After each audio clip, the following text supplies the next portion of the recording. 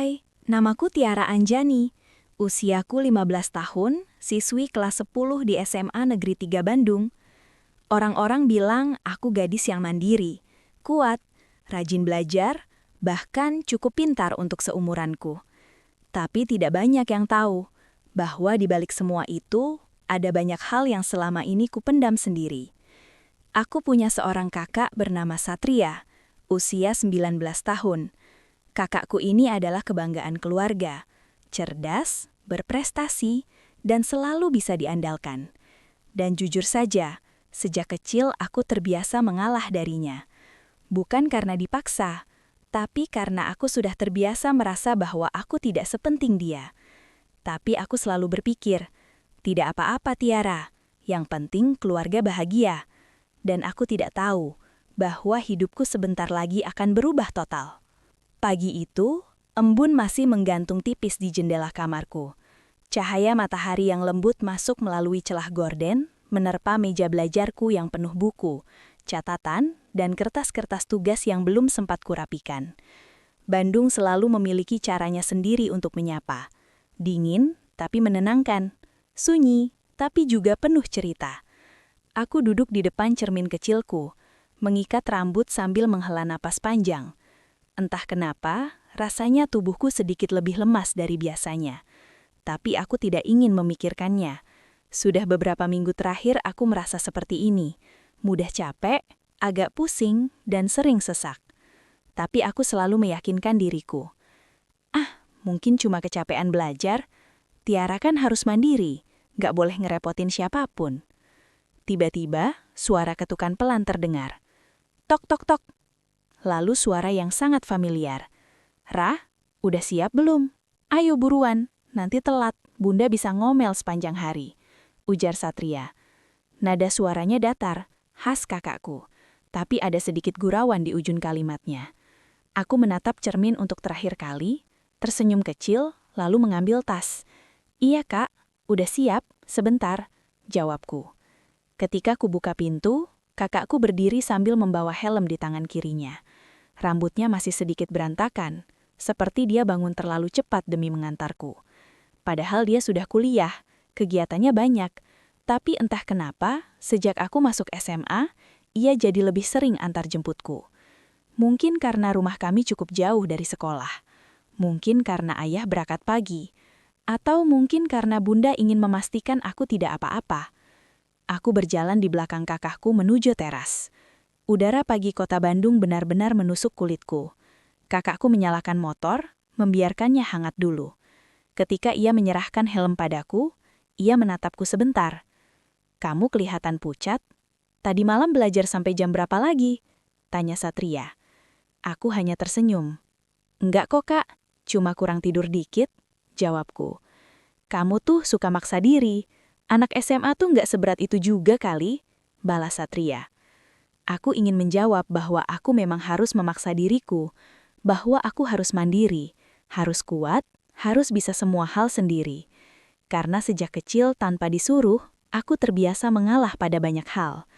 Mengalah agar Bunda tidak makin pusing, mengalah agar ayah tidak terbebani, mengalah agar kakakku tetap jadi. Hai, namaku Tiara Anjani. Usiaku 15 tahun, siswi kelas 10 di SMA Negeri 3 Bandung. Orang-orang bilang aku gadis yang mandiri, kuat, rajin belajar, bahkan cukup pintar untuk seumuranku. Tapi tidak banyak yang tahu bahwa di balik semua itu, ada banyak hal yang selama ini kupendam sendiri. Aku punya seorang kakak bernama Satria, usia 19 tahun. Kakakku ini adalah kebanggaan keluarga, cerdas, berprestasi, dan selalu bisa diandalkan. Dan jujur saja, sejak kecil aku terbiasa mengalah darinya. Bukan karena dipaksa, tapi karena aku sudah terbiasa merasa bahwa aku tidak sepenting dia. Tapi aku selalu berpikir, tidak apa-apa Tiara, yang penting keluarga bahagia. Dan aku tidak tahu bahwa hidupku sebentar lagi akan berubah total. Pagi itu, embun masih menggantung tipis di jendela kamarku. Cahaya matahari yang lembut masuk melalui celah gorden, menerpa meja belajarku yang penuh buku, catatan, dan kertas-kertas tugas yang belum sempat kurapikan.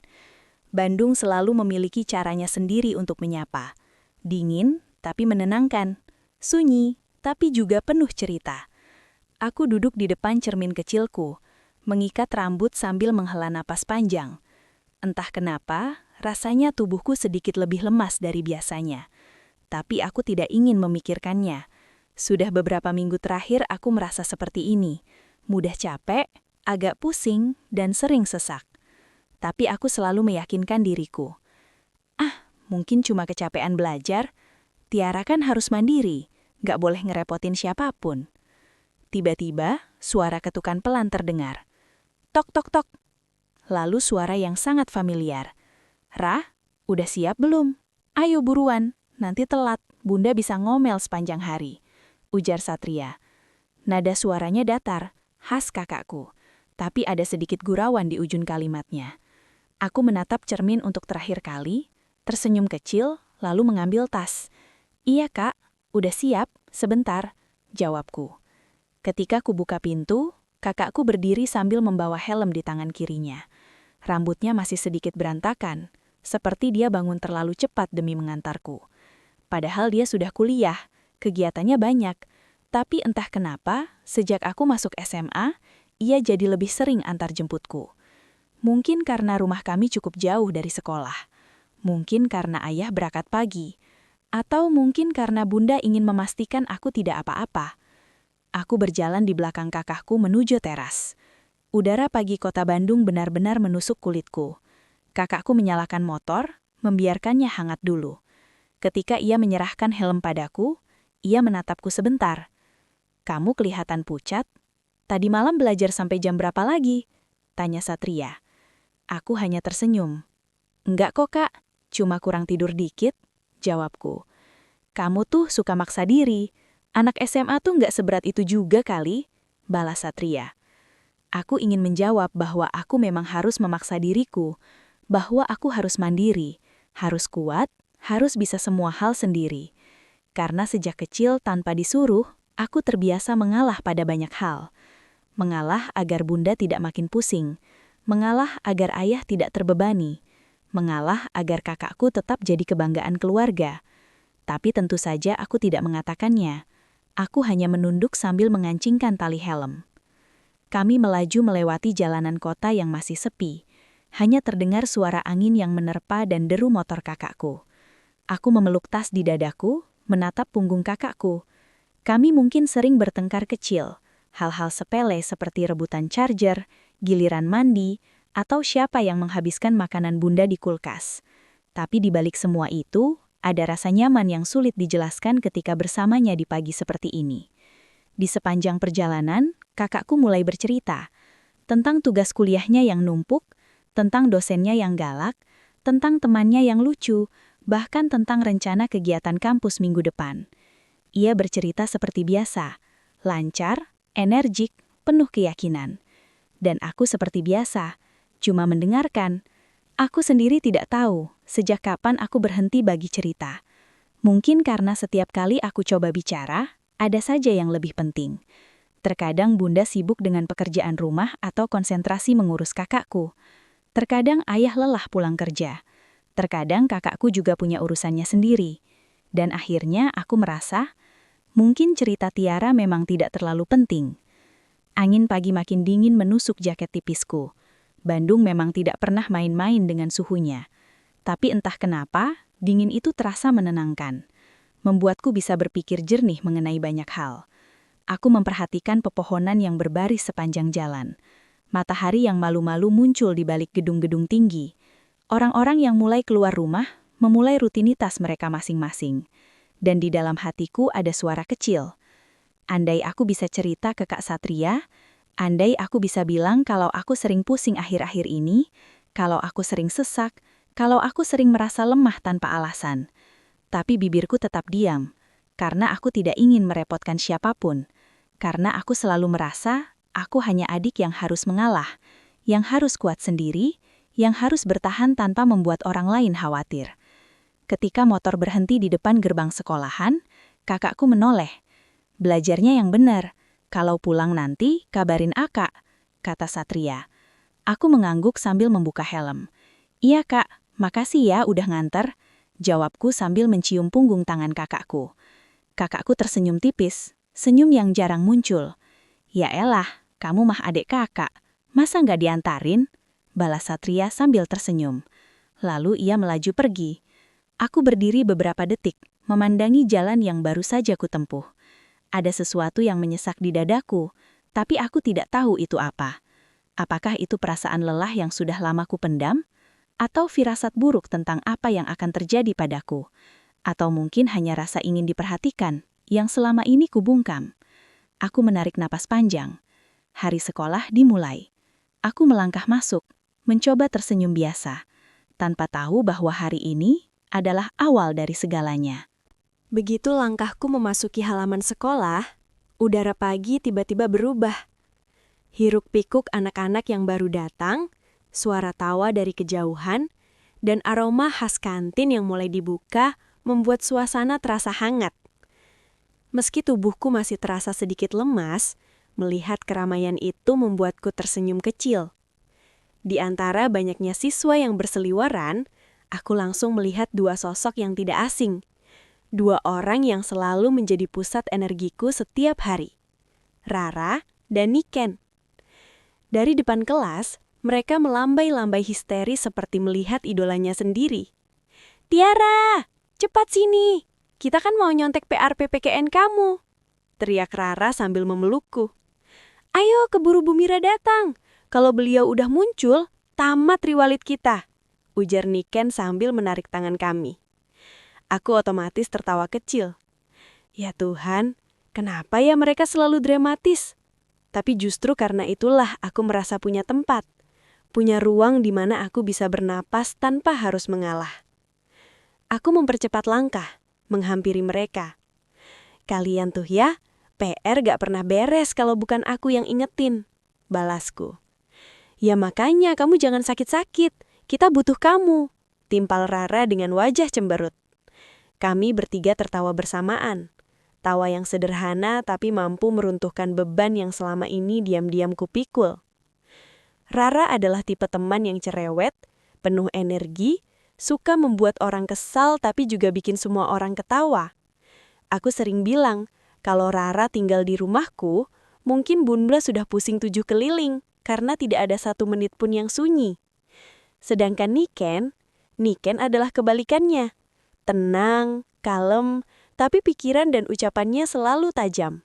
Kadang dia membuat komentar yang langsung menusuk ke inti masalah dengan 1 kalimat saja. Dan aku, entahlah, aku berada di antara mereka. Tidak terlalu berisik seperti Rara, tidak terlalu tenang seperti Niken. Tapi entah kenapa kami bertiga seperti potongan puzzle yang pas satu sama lain. Kami masuk ke kelas dengan tergesa-gesa karena bel tanda masuk sudah berbunyi. Tring! Semua siswa menghentikan aktivitasnya dan langsung mengambil tempat duduk masing-masing. Meja kami bertiga berjejer di baris kedua dari depan. Rara duduk di sampingku, sedangkan Niken duduk di belakang kami. Aku menarik kursi dan duduk. Sejenak aku memejamkan mata, mencoba mengatur napas yang sedikit terengah. Sesuatu yang akhir-akhir ini sering terjadi padaku. Tapi tentu saja tidak ada yang menyadarinya. Aku terbiasa menyembunyikan semuanya di balik senyum. "Rah, nanti pulang sekolah ikut aku sama Niken ya. Kita mau latihan lumba-lumba," kata Niken sambil mencolek lenganku. "Lomba-lomba, Rah, bukan lumba-lumba," kataku sambil tersenyum kecil. "Itu yang aku bilang," ujar Rara menimpali. Kami kembali tertawa. Suasana kelas menjadi ramai dengan obrolan kecil antar siswa. Beberapa anak sibuk membaca buku. Yang lain sibuk membahas drama sinetron semalam. Dan aku hanya menikmati momen itu. Karena entah kenapa, ada firasat aneh dalam diriku. Seolah-olah hari ini bukan hari biasa. Seolah-olah ada sesuatu yang akan berubah dalam hidupku. Tapi aku tidak mengerti apa. Saat menunggu guru masuk, pusing kecil mulai menyerangku lagi. Pandangan mataku sempat berbayang. Dadaku seperti tertarik ke dalam. Tapi aku memaksakan diri untuk tetap duduk tegak.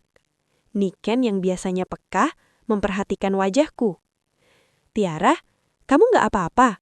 Kok pucat banget?" ujar Niken terlihat cemas.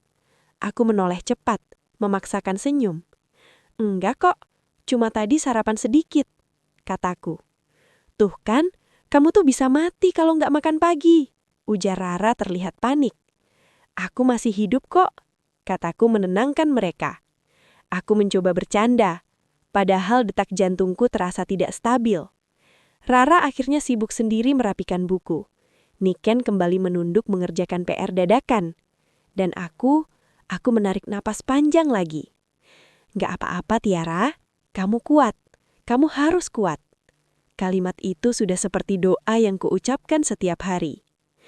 Ketika Bu Mira masuk kelas, seluruh ruangan mendadak sunyi. Sosok beliau memang selalu memancarkan wibawa. Semua orang langsung diam dalam sekejap. Aku membuka buku pelajaran, mencoba fokus. Tapi pusing itu semakin menjadi-jadi.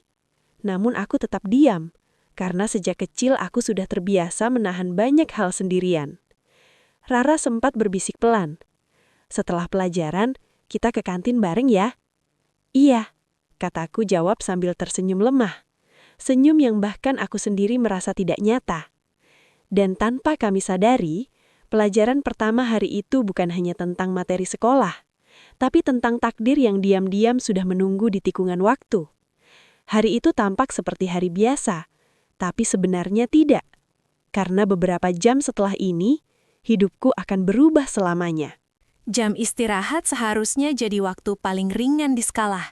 Waktu di mana suara bel seperti memberi izin untuk bernapas, meski hanya sebentar. Koridor dipenuhi anak-anak yang berlarian.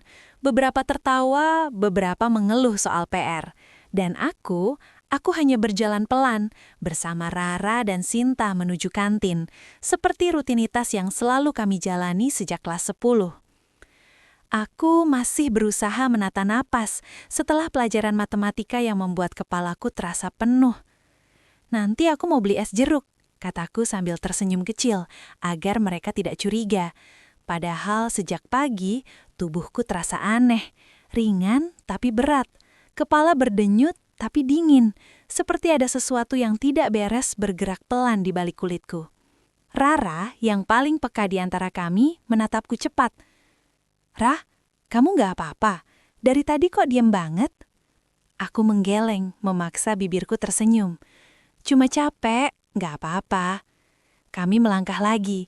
Suara kantin mulai terdengar. Hiruk-pikuk anak-anak, denting sendok, aroma gorengan, semuanya terasa normal. Sampai beberapa detik kemudian, dunia tiba-tiba bergeser.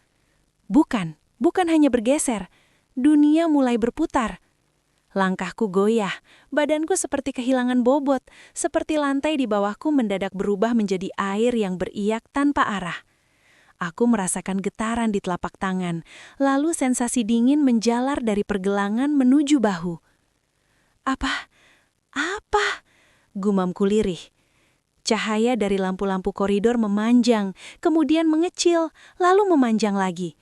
Suara orang-orang terdengar jauh, seperti aku berada dalam ruangan besar yang kosong. Semuanya terasa asing, semuanya terasa salah. Sinta berhenti di sampingku. Tiara? Hei, kamu kenapa? Pegang aku. Aku mencoba mengangkat tangan, tapi tidak bisa. Tangan itu hanya menggantung lemah, seakan bukan milikku lagi. Rara mendekat panik, wajahnya berubah pucat saat dia melihat wajahku yang mungkin lebih pucat dari kertas. Tiara, wajah kamu putih banget. Napas kamu cepat. Tiara, lihat aku. Aku ingin menjawab, ingin bilang aku hanya butuh duduk, ingin bilang aku baik-baik saja. Tapi kata-kata itu hanya berhenti di tenggorokanku. Tidak ada suara yang keluar. Tubuhku mulai bergetar, bukan kedinginan, tapi seperti ada sesuatu yang menyeret kesadaranku ke tempat lain. Ruangan kembali bergoyang, suara-suara menghilang satu persatu. Bayangan sahabat-sahabatku memudar dalam garis-garis gelap. Aku mencoba fokus pada sesuatu, apapun, pada suara, pada cahaya, pada wajah Tiara. Tapi semuanya menjauh. Astaga, Tiara, dia mau jatuh. Ken, bantu aku. Aku mendengar suara Rara bergetar, namun itu pun perlahan tenggelam. Seakan ada tirai gelap yang turun dari langit-langit, menutup pandanganku sedikit demi sedikit, centi demi centi, sampai hanya tersisa sebuah titik terang di tengah. Titik itu berdenyut. Lalu, gelap. Benar-benar gelap. Aku tidak merasakan tubuhku, tidak merasakan udara, tidak merasakan apapun. Sebelum semuanya hilang sepenuhnya, aku mendengar suara terakhir, suara Rara yang gemetar, jauh, sangat jauh. Tiara, Tiara, bangun! Jangan bikin aku takut, Tiara. Namun, aku tidak bisa kembali. Kesadaranku hanyut, dan dunia menghilang. Aku pingsan. Ketika aku membuka mata, yang pertama kali kulihat adalah warna putih. Putih yang terlalu terang, putih yang menusuk mata, putih yang tidak kukenal. Atap rumah sakit. Cahaya lampu sorot tepat di atas wajahku membuat kelopak mataku bergetar. Ada aroma menyengat, campuran alkohol medis, cairan antiseptik, dan udara dingin yang terus bergulir dari AC. Suara sepatu para perawat beradu dengan lantai, bunyi mesin monitor berdetak stabil, namun terasa menegangkan. Aku berada di UGD. Kesadaranku perlahan kembali, seperti seseorang yang tersesat di dalam gelap, lalu menemukan jalan pulang, langkah demi langkah. Tapi bahkan sebelum aku bisa benar-benar mengerti apa yang terjadi, sebuah suara yang kukenal seumur hidupku, pecah dalam isakan. Tiara, nak, ya Allah, akhirnya kamu bangun. Itu suara Bunda. Aku menoleh pelan, dan hatiku langsung serasa diremas. Bunda duduk tepat di samping ranjang, wajahnya penuh air mata. Rambutnya kusut, jilbabnya sedikit miring, seakan ia datang tergesa-gesa tanpa peduli apapun. Kedua tangannya menggenggam tanganku erat, seolah takut jika sedikit saja dilepas, aku akan menghilang lagi. Wajahnya merah, matanya sembab. Aku belum pernah melihatnya menangis seperti itu. Bunda. Aku mencoba berbicara, tapi mulutku seperti berat. Lidahku kaku. Suara yang keluar hanyalah gumaman serak yang bahkan aku sendiri nyaris tak mendengarnya. Namun Bunda mendekat, menempelkan dahinya ke tanganku. Pelan-pelan, nak. Gak usah ngomong dulu. Suaranya pecah. Yang penting kamu sadar. Aku memaksakan senyum kecil, tapi wajah Bunda semakin basah oleh air mata. Ayah berdiri di sebelahnya, dan aku melihat sesuatu yang jarang terlihat dari ayah. Ketakutan. Ayah selalu tampak kuat di mataku. Tegas, seringkali keras, seperti seseorang yang selalu tahu harus melakukan apa. Tapi di depan ranjangku, wajahnya pucat. Tangannya gemetar ringan. Matanya merah, seakan ia berusaha keras untuk tidak menangis di depan Bunda dan aku. Tiara, kamu bikin kita semua khawatir. Suaranya parau, lebih pelan dari biasanya. Di sudut ruangan, kakakku, Satria, berdiri kaku, memeluk tas ranselku yang ia bawa dari sekolah. Matanya bengkak. Ia bukan tipe yang mudah panik, tapi kali ini ia bahkan tidak berani mendekat. Seperti ketakutan menyentuhku bisa membuatku hancur. Kak, gumamku lemah. Satria menutup mulutnya, cepat-cepat menunduk agar aku tidak melihat air matanya jatuh. Tapi aku tetap melihat. 1, 2, 3 tetes jatuh ke lantai, membasahi sepatu sekolahku. Ruangan itu penuh orang, tapi terasa sunyi. Semua fokus padaku. Atau lebih tepatnya, pada kondisiku yang tak seorang pun mengerti. Seorang dokter masuk bersama 2 perawat. Bunda refleks bangkit, menghapus air mata, meski suaranya masih bergetar. Dok, anak saya kenapa? Kenapa tiba-tiba pingsan? Kenapa wajahnya pucat banget tadi? Ayah menambahkan dengan suara yang lebih tegang. Dia sehat, dok. Nggak pernah punya riwayat penyakit serius. Apa ini sesuatu yang bahaya? Dokter itu menatapku sebentar, seakan memastikan aku benar-benar sadar sebelum menjawab. Setelah itu ia melihat layar monitor, memeriksa denyut jantungku, tekanan darah, dan hasil tes cepat. Nada suaranya tenang. Tapi justru itulah yang membuat seluruh tubuhku merinding. Kami masih melakukan serangkaian pemeriksaan, kata dokter itu hati-hati. Ada beberapa indikasi yang perlu kami cek lebih lanjut. Untuk saat ini, kondisi Tiara masih belum stabil. Belum stabil. Dua kata sederhana, tapi rasanya seperti palu besar menghantam dadaku.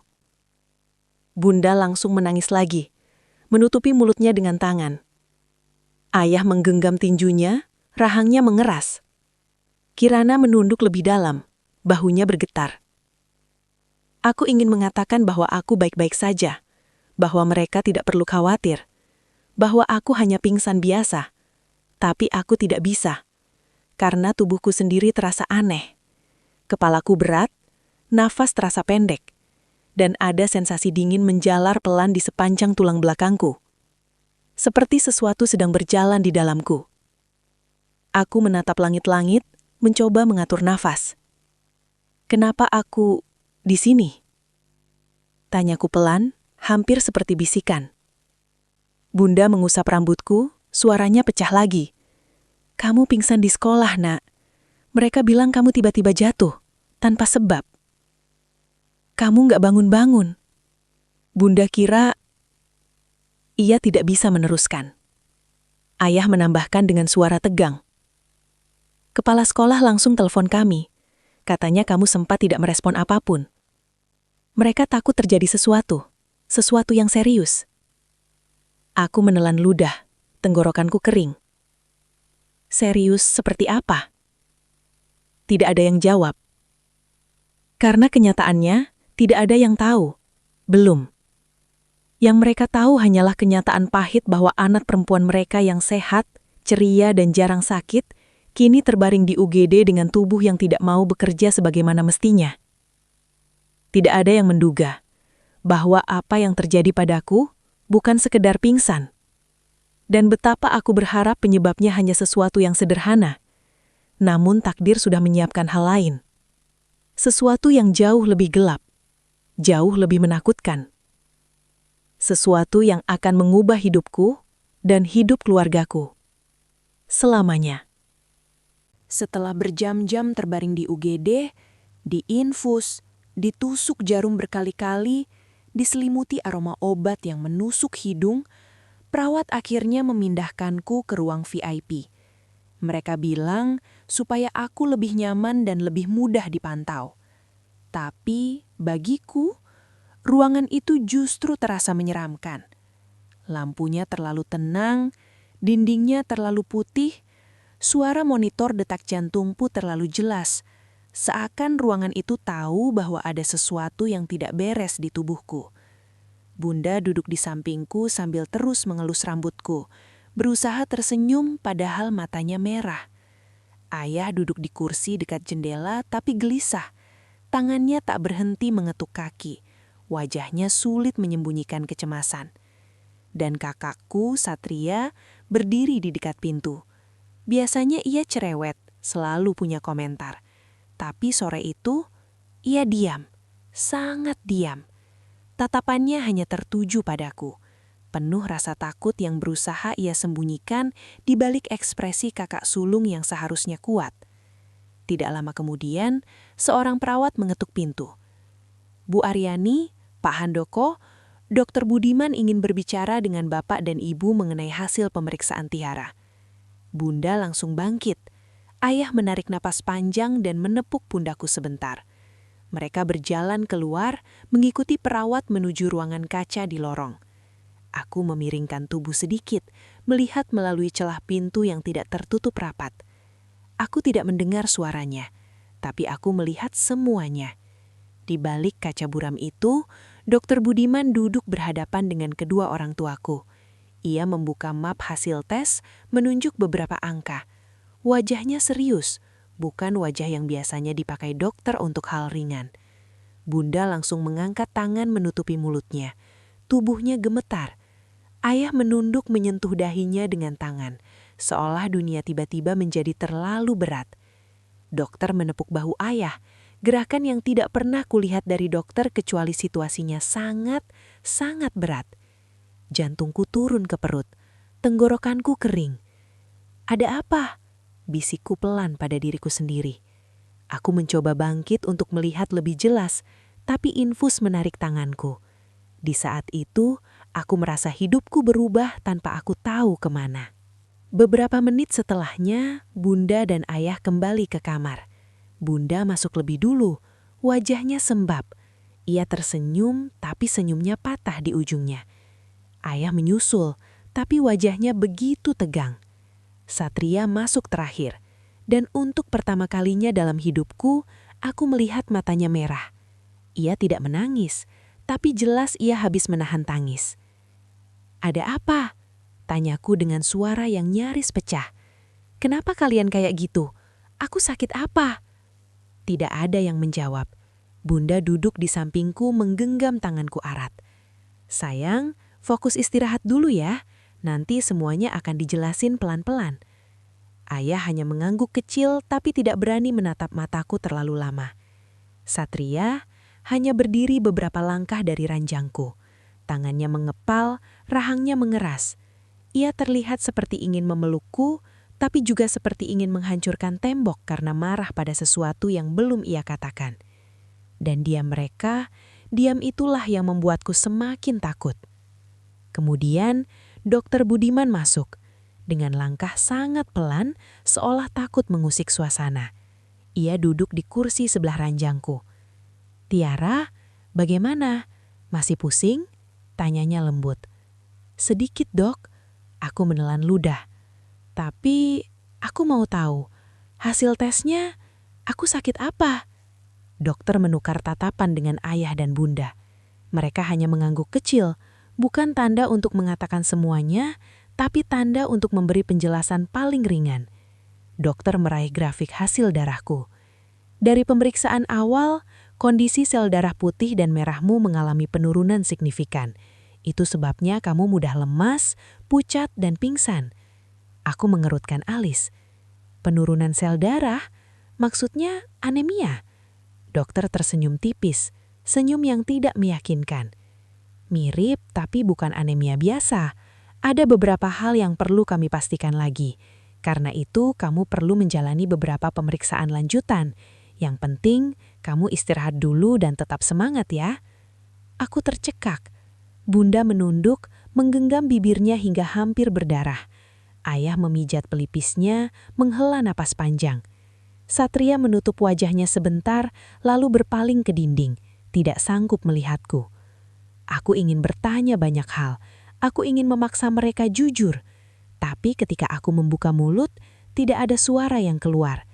Karena di balik semua kebohongan putih itu, aku bisa merasakan mereka menyembunyikan sesuatu yang besar, sesuatu yang berat, sesuatu yang bisa mengubah hidupku.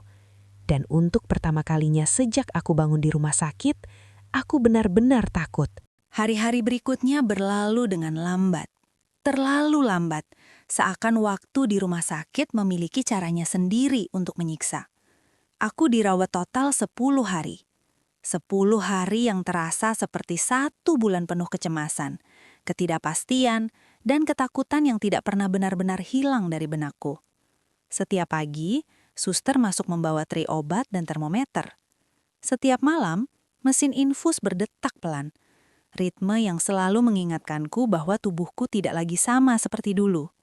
Kadang aku tertidur, kadang terbangun hanya karena suara langkah kaki di koridor. Rumah sakit seperti dunia lain, dunia yang membuatku sadar betapa rapuhnya manusia. Tapi, aku tidak pernah sendiri.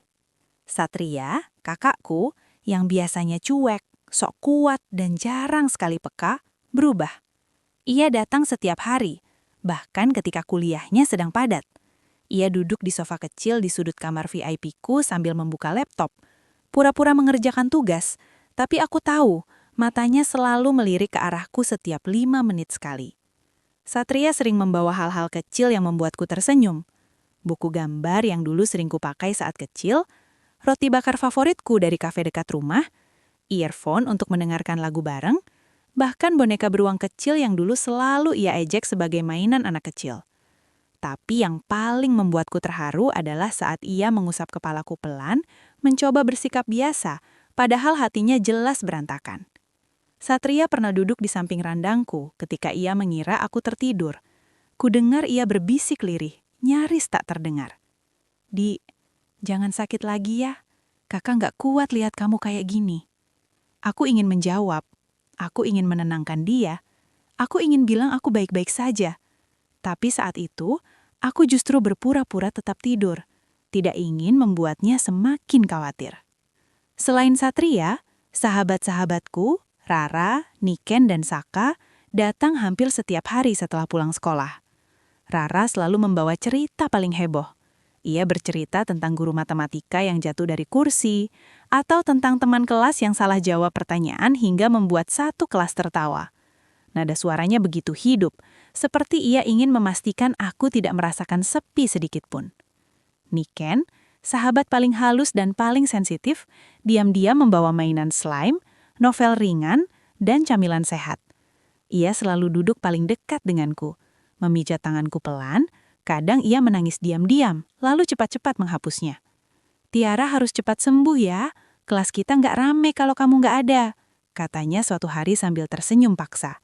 Dan Saka, sahabat laki-laki yang paling ceria, ia membawa komik, video lucu, bahkan pernah menari-nari aneh di depan randangku sampai suster menegur. Ia tidak bilang apapun tentang kekhawatirannya, tapi aku bisa melihat dari cara ia menatapku ketika ia pikir aku tidak sadar. Tatapan takut kehilangan seseorang.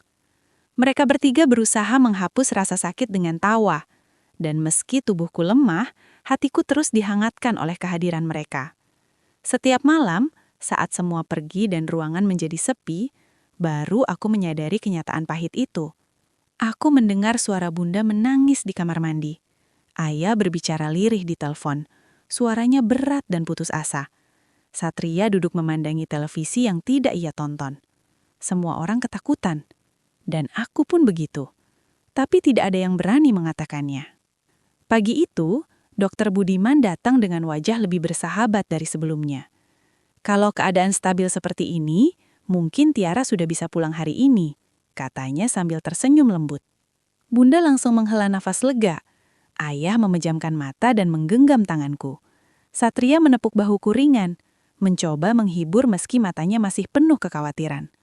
Aku ikut tersenyum. Setelah 10 hari terkurung di ruangan yang sama, aku ingin pulang. Ingin kembali melihat rumah, kasurku, udara pagi di halaman. Tapi di balik rasa senang itu, ada sesuatu yang menghantui. Aku tahu keluargaku menyembunyikan sesuatu. Aku tahu dokter tidak mengatakan semuanya di hadapanku. Dan ketika aku menatap layar monitor di samping randang, aku menyadari satu hal. Aku pulang hari itu bukan karena aku sembuh, tapi karena perjalananku baru saja mulai. Perjalanan panjang, melelahkan, dan mungkin menakutkan. Saat mobil keluarga kami keluar dari parkiran rumah sakit, aku melihat pantulan wajahku sendiri di kaca jendela. Pucat, bibir kering, mata sayu. Tapi ada satu hal yang tetap ada. Harapan. Meski samar, meski rapuh, meski diselimuti rasa takut, aku percaya selama keluargaku ada, selama sahabat-sahabatku ada, selama aku masih bisa tersenyum, aku masih bisa melangkah. Namun aku tidak tahu bahwa kepulanganku hari itu bukan akhir dari penderitaan, tapi justru awal dari badai yang tidak pernah terpikirkan akan kualami. Setelah aku kembali ke rumah, aku kira semuanya akan kembali seperti dulu. Aku kira sakitku hanya akan menjadi kenangan buruk yang perlahan hilang bersama waktu. Tapi ternyata aku salah. Justru setelah kepulanganku dari rumah sakit, hidup kami berubah total. Setiap 2 hari sekali, aku harus kembali ke rumah sakit untuk perawatan lanjutan. Kadang untuk tes darah, kadang untuk infus vitamin, kadang untuk mengganti obat. Tubuhku belum kuat, kepalaku sering berputar, nafasku tidak stabil, dan obat-obatan itu membuat tubuhku seperti diperas dari dalam. Setiap kali aku menelan pil itu, aku bisa merasakan panas merambat dari tenggorokan, turun ke dada, lalu mengalir ke seluruh tubuh. Kadang aku muntah sampai lututku gemetar, kadang pandanganku gelap seketika. Kadang aku pingsan tanpa sempat memberitahu siapapun. Dan setiap kali itu terjadi, seseorang dari keluargaku pasti harus menghentikan kegiatan mereka, lalu berlari memapahku. Bunda menjadi orang yang paling terpukul. Aku sering melihatnya, dalam gelap, duduk di kursi ruang tamu, memegang tas berisi obat-obatanku sambil menatap kosong. Matanya cekung, pundaknya turun, tatapannya selalu tampak lelah dan khawatir. Kadang aku terbangun jam 3 dini hari dan melihat Bunda masih memperbaiki selimutku, mengecek suhu tubuhku, atau mencatat jam minum obatku. Dia jarang tidur. Bahkan saat tidur pun, aku bisa mendengar nafasnya gelisah, seolah takut aku berhenti bernafas kapan saja. Ayah mulai jarang di rumah. Bukan karena tidak peduli, tapi karena ia bekerja lebih keras dari sebelumnya. Puluhan kali aku melihatnya pulang lewat tengah malam, dengan langkah berat dan wajah letih. Kadang masih memakai helm, belum sempat meletakkan tas kerja, tapi langsung menanyakan kondisiku. Tiara gimana? Sudah makan? Sudah minum obat? Tapi semakin lama, aku mulai melihat perubahan kecil. Ayah semakin pendiam, makan pun jarang. Teleponnya sering berdering, dan ia menjawab sambil menjauh seolah tak ingin kami mendengar apapun. Di balik semua itu, aku tahu ia sedang mengejar tambahan penghasilan untuk biaya berobatku. Dan setiap kali aku memikirkan itu, dadaku terasa makin sesak. Satria, kakakku, ia yang biasanya cuek, yang sering menggodaku sampai aku kesal, yang sering pulang larut karena nongkrong dengan teman-temannya, mendadak berubah. Setiap kali aku harus kontrol, ia berhenti dari semua rencananya. Latihan basket dibatalkan, acara malam minggu dengan teman-temannya ditinggalkan, kegiatan kampus sering ia tukar atau bolos demi mengantarku. Udah, aku aja yang nganter, kamu istirahat di mobil, katanya berkali-kali. Ia menggendong tasku, mengambil nomor antrian, mengisi formulir, bahkan memegangi tubuhku ketika aku hampir jatuh pingsan. Tapi perubahan itu, sebesar apapun rasa sayang yang aku rasakan, ternyata membawa konflik baru. Semakin lama, suasana rumah menjadi seperti bom waktu. Bunda mudah tersinggung, ayah mudah marah, Satria mudah kelelahan, dan aku merasa seperti penyebab semuanya. Kadang mereka bertengkar karena hal kecil. Bunda menyalahkan ayah karena pulang terlambat. Ayah membalas bahwa semua ini tidak mudah, dan ia juga berjuang. Satria mencoba melerai, tapi akhirnya ikut emosi karena ia juga lelah menahan semua tekanan. Pernah suatu sore, aku mendengar suara mereka dari dapur. Bunda menangis. Ayah membentak meski suaranya bergetar. Satria memukul meja karena frustasi. Dan aku hanya bisa duduk di kamar, menutup telinga, berusaha menahan air mata. Karena tanpa mereka sadari, yang berasa paling bersalah adalah aku. Aku tidak pernah meminta sakit ini. Aku tidak pernah ingin membuat keluargaku kacau. Tapi fakta bahwa hidup mereka berantakan karenaku terasa seperti beban yang menghimpit dada. Kadang aku ingin berkata, aku bisa sendiri, aku tidak apa-apa. Tapi tubuhku mengkhianati kata-kataku. Aku lemah, aku tidak bisa berdiri lama, aku tidak bisa pergi tanpa ditemani. Dan setiap kali aku melihat mereka tersenyum lelah, menahan kekesalan, atau pura-pura tidak apa-apa demi aku, hatiku retak sedikit demi sedikit. Aku merasa kehadiranku bukan lagi membawa kebahagiaan. Aku menjadi sumber kekhawatiran, sumber pertengkaran, sumber beban, dan rasa bersalah itu tumbuh seperti duri dalam dada. Dan di tengah semua itu, aku mulai menyadari sesuatu, bahwa sakitku bukan hanya menyerang tubuhku, tapi juga perlahan-lahan menyerang keluargaku, mengguncangkan hubungan mereka, menguji batas kesabaran mereka. Aku ingin sembuh, bukan hanya untuk diriku, tapi untuk mereka. Karena semakin lama, aku takut kehilangan mereka sebelum aku benar-benar kehilangan diriku sendiri. Ucapan dokter itu terus terngiang di kepalaku. Penyakit ini bukan muncul mendadak, sudah lama. Hanya saja kamu menahannya terlalu jauh. Saat dokter mengatakan itu, rasanya seperti ada sesuatu yang runtuh di dalam diriku. Karena tanpa sadar, kata-kata itu memaksaku mengingat kembali semua tanda yang sebenarnya sudah diteriakan tubuhku selama bertahun-tahun. Dulu setiap pagi, aku selalu bangun dengan tubuh berat, seperti dipenuhi batu. Padahal aku belum melakukan apapun. Di sekolah, Aku sering tiba-tiba kehilangan fokus. Tulisan di papan tulis tampak bergoyang. Tanganku dingin, bibirku pucat, dan lututku bergetar seperti mau roboh. Tapi setiap kali seseorang bertanya, "Tiara, kamu kenapa?" Aku selalu menjawab, "Aku cuma kurang tidur. Aku cuma capek biasa.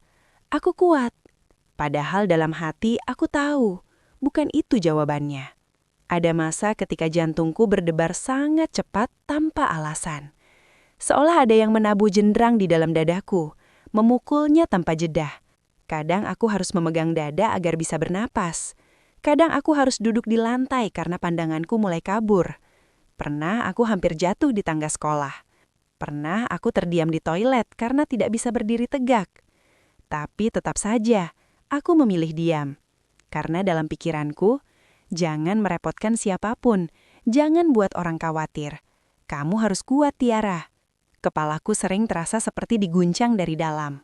Ada suara berdengung di telingaku, seperti gemuruh jauh yang pelan tapi menusuk. Jika aku menunduk terlalu lama, tubuhku seperti ikut terjun. Jika aku berdiri terlalu cepat, dunia langsung gelap.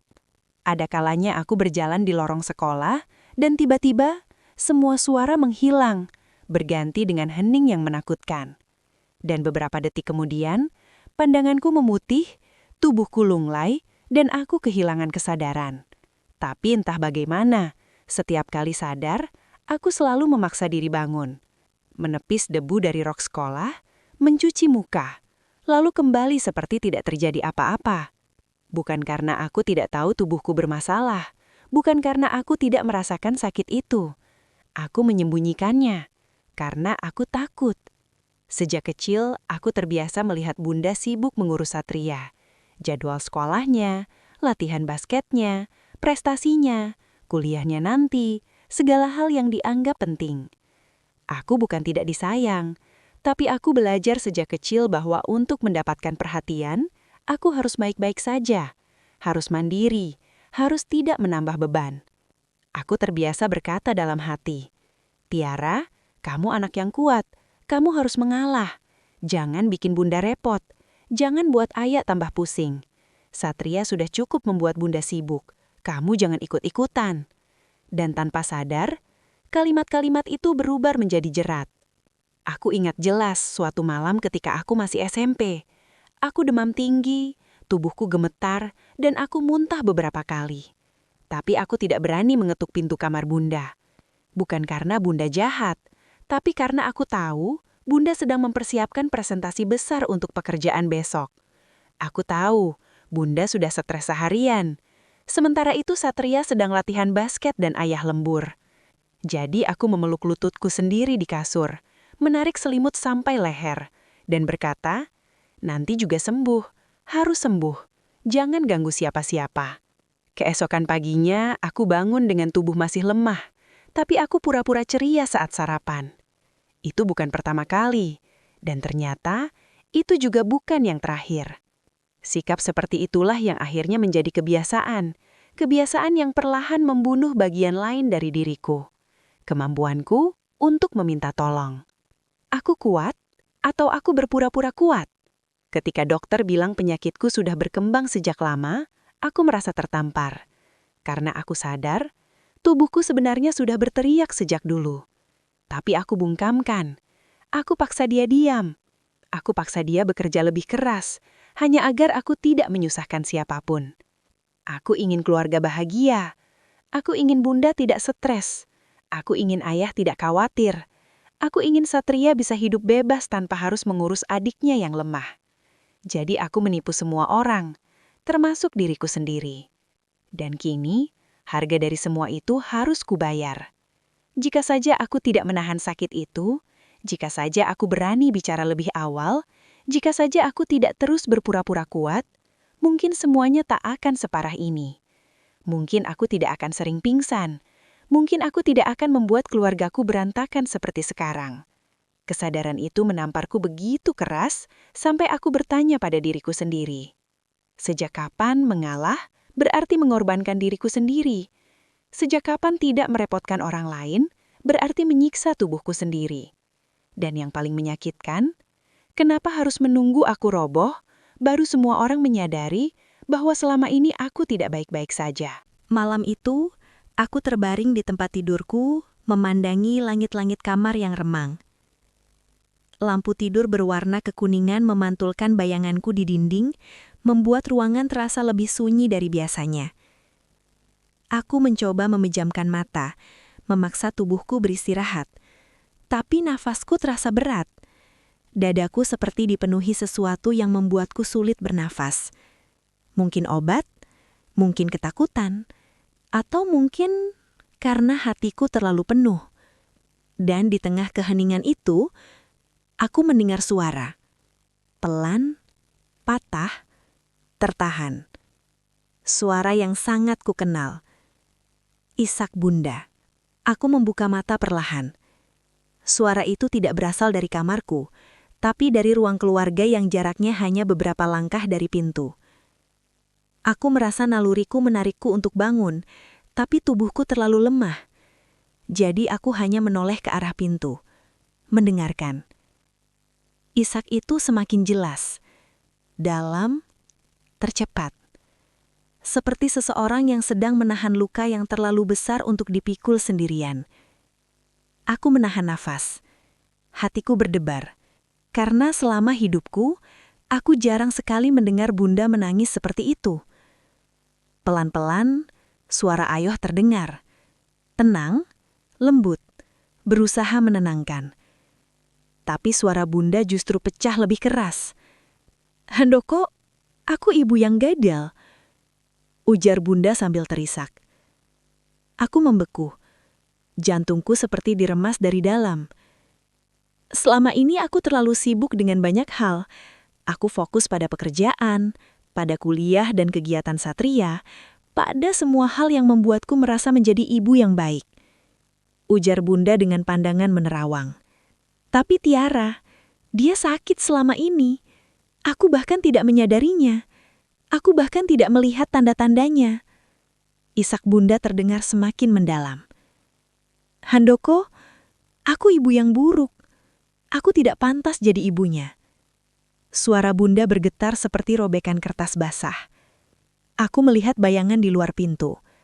Bunda menggenggam bahunya sendiri, sementara Ayah duduk di sampingnya, menahan wajah Bunda yang basah oleh air mata. Ayah tidak langsung menjawab. Ia mengusap punggung Bunda perlahan, seperti seseorang yang takut menyentuh luka yang terbuka. "Ini bukan salahmu." Akhirnya Ayah berkata. "Yan, kita tidak tahu. Kita benar-benar tidak tahu," kata Ayah dengan suara pelan.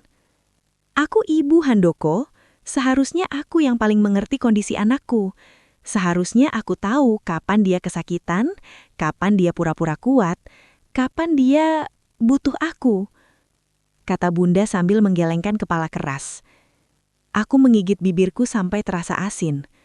Bunda menangis lagi, lebih keras, lebih hancur. Satria selalu jadi fokusku. Aku ingin dia sukses. Aku ingin membuktikan bahwa aku bisa mendidik anak dengan baik. Tapi aku lupa. Aku punya satu lagi.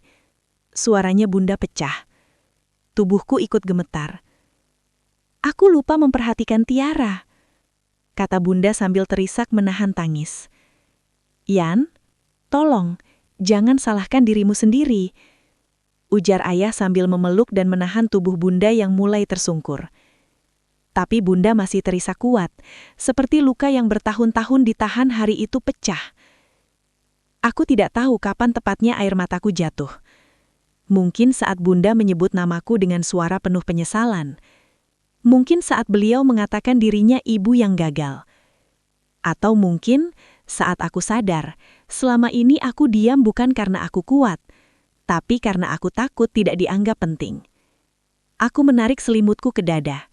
Namun suara isak itu terus menghantam telingaku, menembus jantungku. Aku ingin bangun.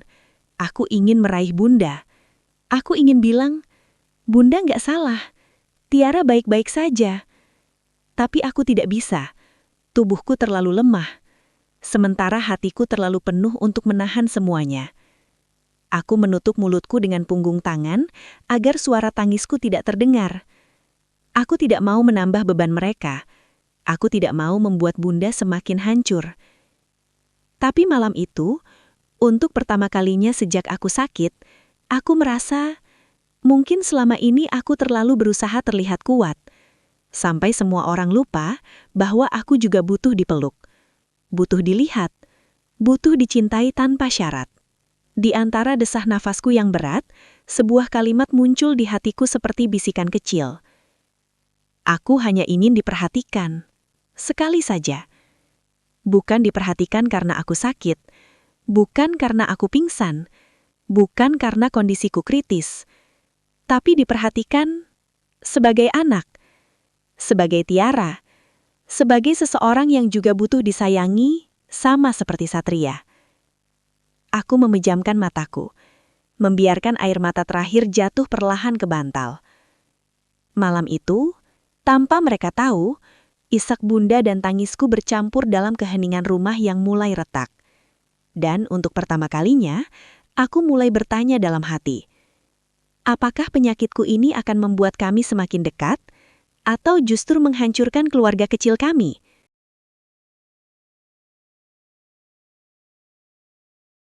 Pagi itu, matahari menyelinap masuk dari jendela kamar, menghangatkan wajahku. Sudah beberapa minggu, aku menjalani perawatan rutin di rumah sakit, dan dokter bilang keadaanku sedikit membaik. Tidak sepenuhnya pulih, tapi cukup stabil untuk kembali beraktivitas. Bunda membangunkanku dengan suara pelan. "Tiara, bangun ya nak. Hari ini kamu sudah boleh sekolah lagi." Ada getaran lembut di suaranya, getaran yang tidak pernah aku dengar sebelumnya. Getaran seorang ibu yang takut kehilangan anaknya. Aku mengangguk perlahan, berusaha tersenyum walau tubuhku masih lemah. Bunda membantu merapikan rambutku, sesuatu yang jarang ia lakukan sejak aku kecil. Tangannya gemetar. Sesekali ia berhenti, menarik napas panjang seperti menahan tangis. "Kamu cantik sekali. Maafin Bunda kalau selama ini Bunda kurang melihatnya." Aku terdiam. Ada sesuatu di dada yang terasa sesak.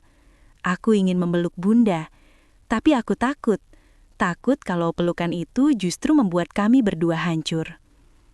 Kakakku, Satria, mengantarkanku ke sekolah. Di motor kami tidak banyak bicara.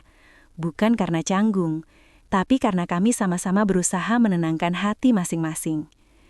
Sesampainya di gerbang sekolah, Rara dan Niken langsung melambai dengan wajah penuh kekhawatiran dan kebahagiaan. "Tiara, kamu udah balik. Ya Allah, aku takut kamu gak kembali lagi ke sekolah," teriak Tiara sambil memelukku. "Kami kangen banget. Lihat kamu berdiri di sini aja, aku mau nangis," ujar Niken dengan mata berkaca-kaca. Aku tertawa kecil, tapi tawaku terdengar rapuh. Ketika mereka memelukku bergantian, tubuhku goyah sedikit. Mereka langsung sigap memegang lenganku.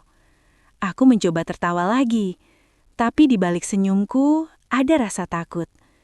Takut jika ini hanya jeda singkat sebelum rasa sakit itu kembali. Pulang dari sekolah sore itu, rumah terasa jauh lebih sunyi. Ayah bekerja lebih lama dari biasanya. Kakakku langsung menanyakan kondisiku begitu aku masuk rumah. Tetapi ia tampak kelelahan. Dan Bunda memperhatikanku terus.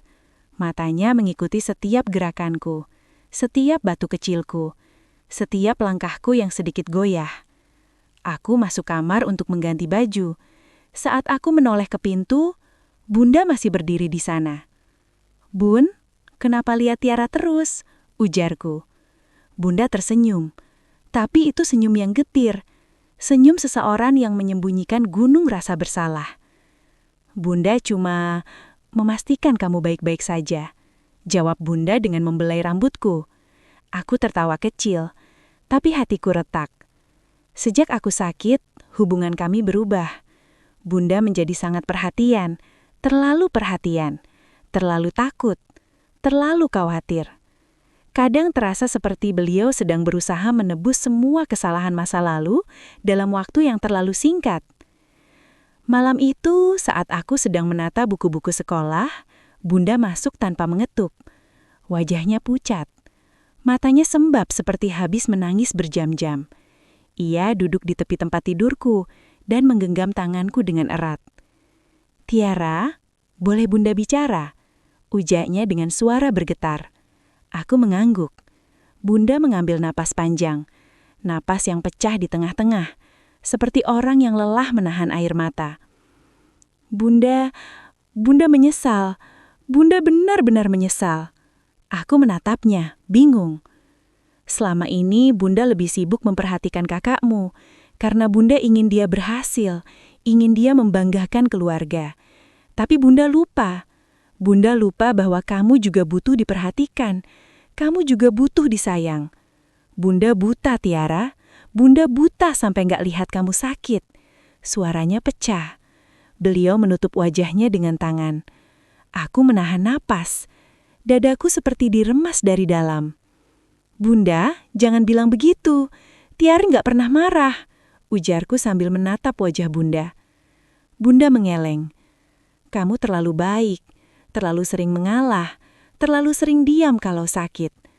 Bunda membuat kamu tumbuh jadi anak yang terbiasa menahan semua sendiri," ujar Bunda sambil menangis.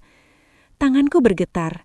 Aku tidak menyangka Bunda mengatakannya dengan seterang itu. Bunda tiba-tiba menarikku ke dalam pelukan hangatnya. Pelukan yang selama ini jarang aku rasakan. Pelukan yang terasa seperti rumah, tapi juga seperti permintaan maaf.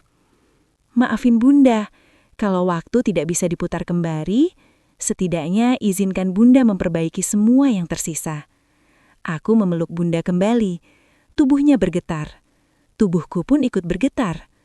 Malam itu, untuk pertama kalinya, kami menangis bersama. Bukan karena penyakitku saja, tapi karena luka-luka lama yang tidak pernah diucapkan, akhirnya menemukan jalan keluar. Dan saat aku memeluk Bunda, ada kalimat yang tiba-tiba muncul di hatiku. Aku berharap kami tidak terlambat menyadari semua ini. Sore itu, langit tampak muram seperti merasarkan isi hatiku. Matahari hampir tenggelam, memantulkan cahaya jingga pucat ke jendela kamar. Aku duduk di tepi ranjang, mencoba mengatur napas yang akhir-akhir ini selalu terasa pendek setiap kali memikirkan sesuatu terlalu lama. Seharusnya aku sudah merasa lebih baik. Seharusnya tubuhku sudah kembali pulih. Lalu, mengapa rasanya semuanya justru semakin membingungkan? Bunda masuk ke kamar sambil membawa segelas air hangat. Langkahnya pelan, seperti seseorang yang sedang memikul sesuatu yang berat, tapi tidak ingin terlihat. Aku memperhatikannya diam-diam. Aneh, Bunda sekarang selalu terlihat cemas setiap kali menatapku. Seolah kalau aku menghilang sedetik saja, beliau akan panik. Dan disitulah akhirnya pertanyaan itu keluar dari mulutku. Pertanyaan yang selama ini kutahan. Aku memberanikan diri membuka suara. "Bun, Tiara mau tanya sesuatu," kataku. Bunda berhenti sejenak. Wajahnya menegang. "Apa sayang?" jawab Bunda mencoba tersenyum. Aku menelan ludah. Entah kenapa bertanya hal ini saja membuat dadaku ikut bergetar. Kenapa kita harus bolak-balik rumah sakit terus? Kenapa kontrolnya tidak pernah berhenti? Kan tubuh Tiara sudah sehat, Bun. Tiara sudah bisa jalan, makan, bahkan tertawa lagi. Tiara baik-baik saja. Aku memaksakan senyum, tapi Bunda tidak ikut tersenyum. Beliau duduk di sebelahku. Napasnya goyah. Tangannya meraih tanganku. Hangat, tapi gemetar. "Sayang, kamu harus tetap kontrol. Ini penting untuk kesehatan kamu." Jawaban itu terasa tidak memuaskan. Hampa. Seperti jawaban yang sengaja dibuat samar agar aku berhenti bertanya. Aku menatap mata Bunda. Ada sesuatu yang berbeda di sana. Bukan sekadar kekhawatiran. Bukan sekadar sayang. Tapi lebih dari itu. Ada ketakutan. Ketakutan yang berusaha disembunyikan.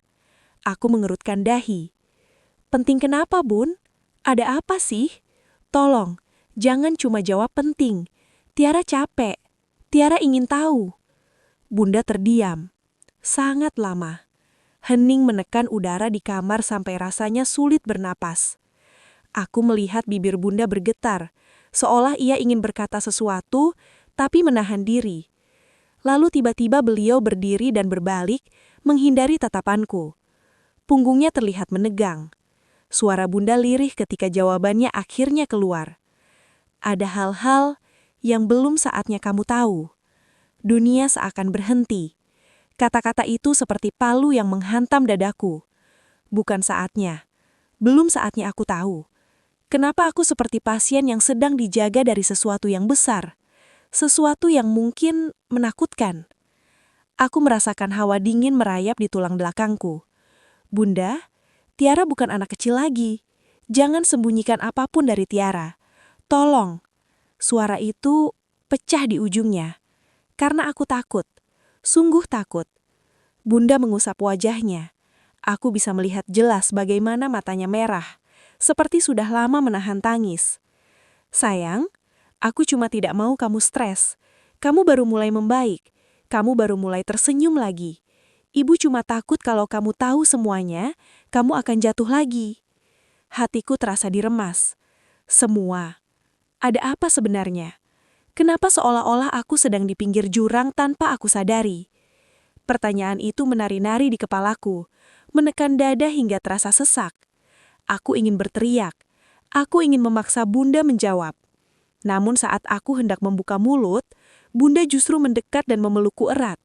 Terlalu erat, seperti seseorang yang takut kehilangan. Pelukannya bergetar. Suara isaknya terdengar tepat di telingaku. Aku cuma ingin kamu hidup, sayang. Aku cuma ingin kamu tetap ada. Jawab Bunda sambil terisak. Darahku serasa berhenti mengalir. Kalimat itu, cara beliau mengatakannya, ketakutan dalam suaranya, semua terasa seperti tanda bahaya. Sangat jelas, sangat keras, lebih keras dari jawaban apapun. Aku membalas pelukannya, tapi pikiranku kacau balau, dipenuhi jutaan tanda tanya. Ada apa dengan tubuhku? Apa yang dokter lihat tapi tidak diberitahukan padaku? Apa yang keluarga sembunyikan? Dan apa maksud Bunda dengan ingin kamu tetap ada? Saat Bunda melepas pelukannya, beliau tersenyum. Tapi kali ini aku yakin, itu bukan senyum sedih. Itu senyum orang yang berusaha menutupi ketakutannya sendiri. Kita ke rumah sakit lagi besok ya, untuk kebaikan kamu.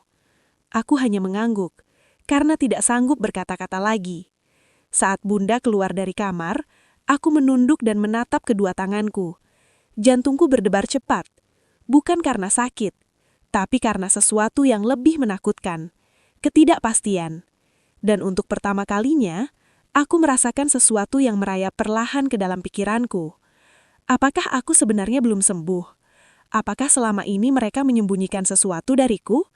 Di tengah keheningan itu, aku memeluk kedua lututku. Untuk pertama kalinya sejak sakit, aku merasa benar-benar sendirian.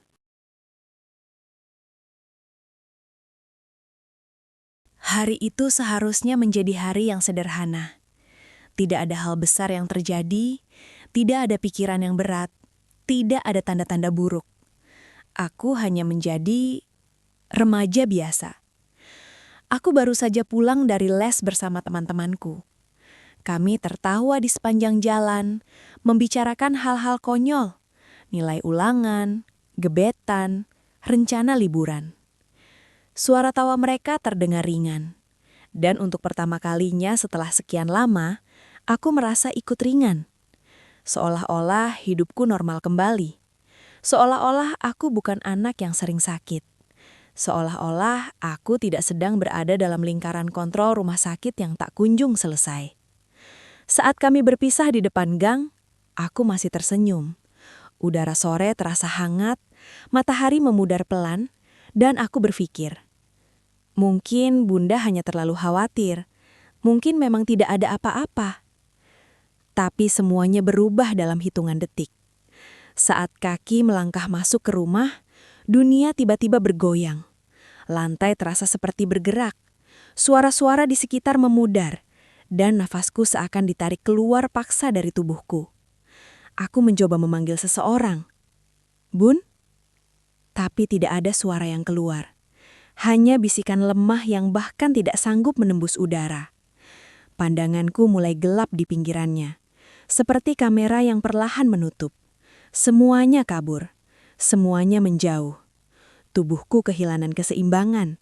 Aku merasakan sensasi jatuh. Tapi setelah itu, tidak ada apa-apa lagi. Hanya gelap, kosong, sunyi. Aku tidak tahu berapa lama aku hilang kesadaran. Beberapa menit, 1 jam, 1 hari. Yang ku tahu, ketika aku membuka mata, aroma antiseptik langsung menyergap. Ruangan putih, lampu redup, selang infus di tanganku. Aku kembali di rumah sakit.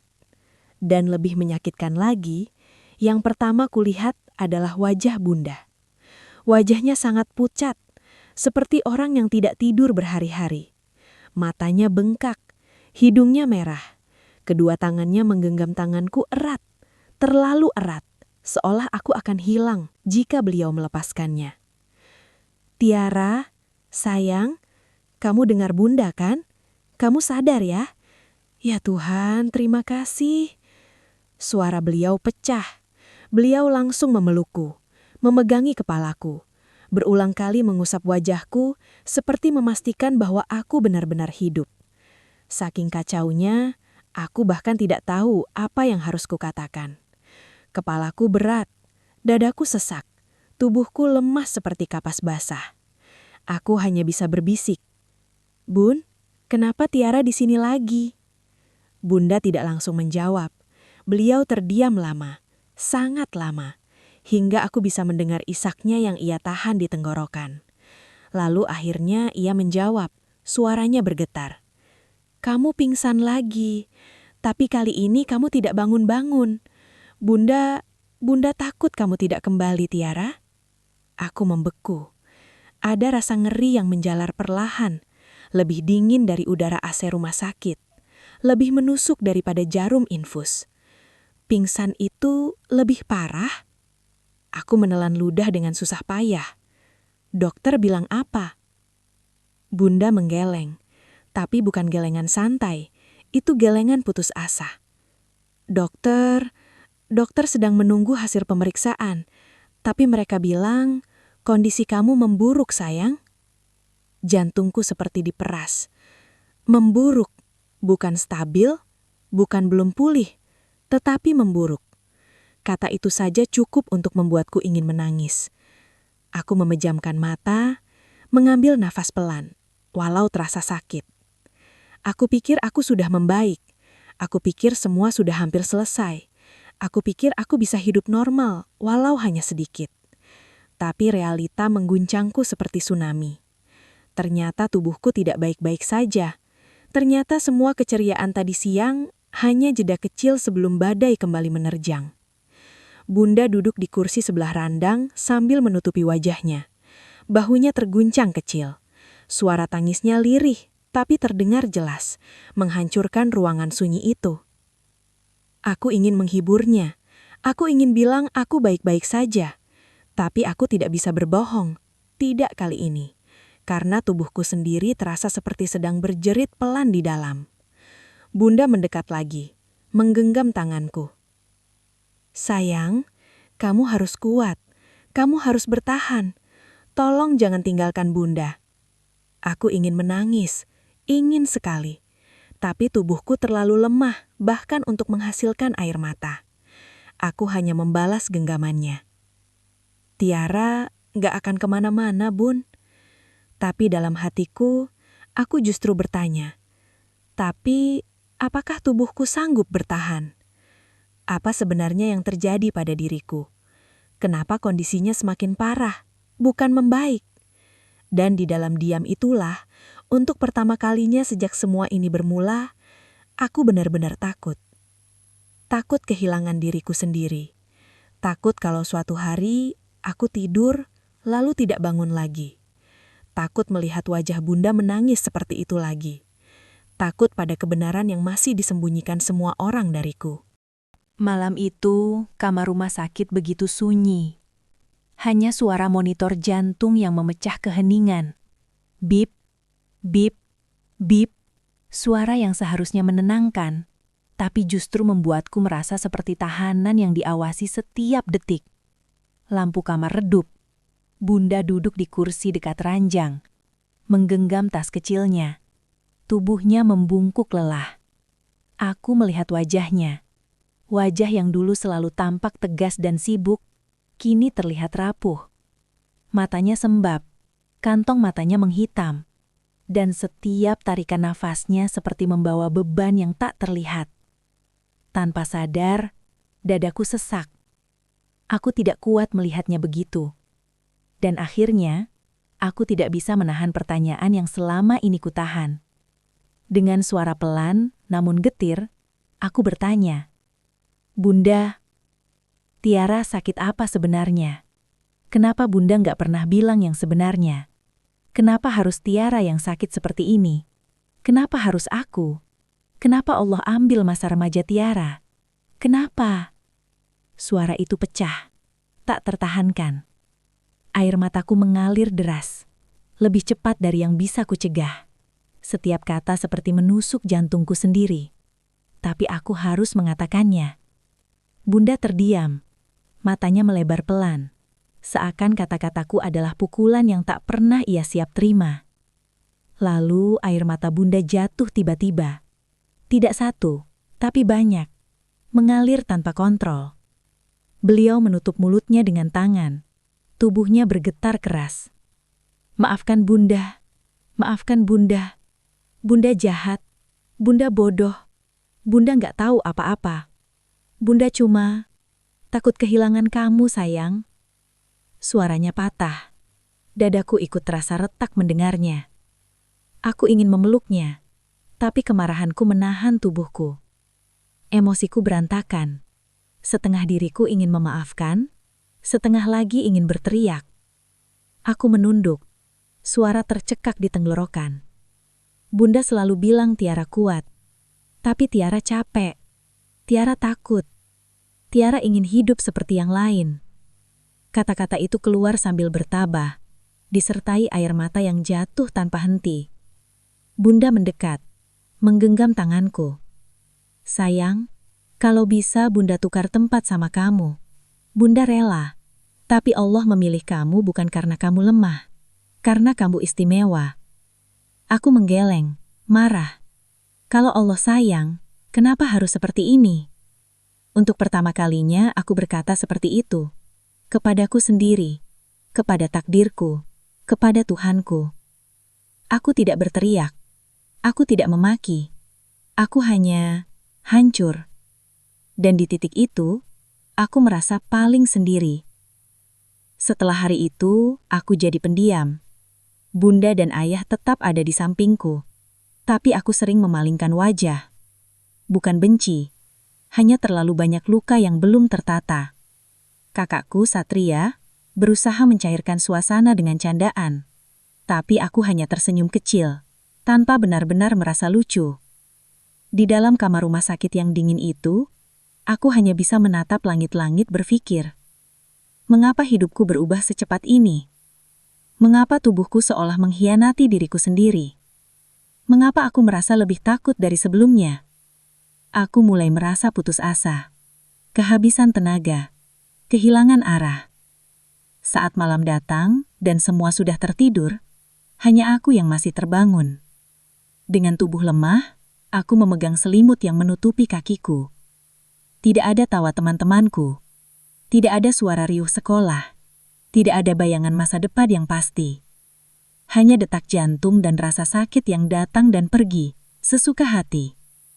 Di titik itu, aku merasa hampa. Suatu malam, hujan turun. Rintiknya terdengar lembut dari balik jendela rumah sakit. Entah kenapa, suara hujan selalu membuatku ingin merenung. Aku menatap langit gelap melalui kaca. Lama sekali, tanpa berkata apa-apa. Lalu tiba-tiba air mataku mengalir. Tanpa amarah kali ini. Lebih seperti penyerahan. Aku menutup mata, menangkupkan tangan lemahku. Dalam hati aku berbisik. Ya Allah, aku capek. Aku takut. Aku nggak tahu harus bagaimana. Tapi kalau ini jalanmu, tolong kuatkan Tiara. Jangan biarkan Tiara sendirian. Untuk pertama kalinya sejak sakit, aku merasakan ketenangan kecil menyusup masuk. tidak menghapus sakitnya, tidak menghilangkan ketakutannya. Tapi ada cahaya kecil yang muncul dalam hatiku. Cahaya yang mengatakan, kamu tidak sendirian. Sejak malam itu, meski kondisiku belum membaik, hatiku terasa sedikit lebih lapang. Aku belajar menerima, belajar berdamai, belajar percaya bahwa di balik semua luka, mungkin ada rencana yang belum bisa kulihat. Dan aku mulai melangkah menuju sesuatu yang baru. Harapan. Beberapa hari setelah aku mulai belajar menerima takdirku, suasana kamar rumah sakit tidak lagi sekelam sebelumnya. Bukan karena kondisiku membaik, tapi karena ada 3 orang yang selalu datang membawa cahaya. Rara, Niken, dan Saka. Sahabat-sahabatku. Satu-satunya alasan aku masih bisa tersenyum di tengah rasa sakit yang tidak pernah berhenti. Siang itu, pintu kamarku terbuka dengan tiba-tiba. Bunyi klik, disusul suara langkah kaki cepat. Rara masuk duluan, dengan rambut dikuncir asal-asalan seperti biasa. Di belakangnya, Niken membawa tas penuh camilan. Dan Saka, cowok pendiam itu, membawa setumpuk buku komik dan printan pelajaran.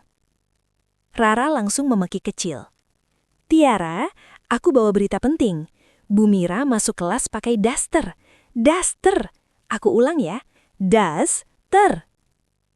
Aku terbelalak sebentar, lalu untuk pertama kalinya setelah sekian hari, aku tertawa.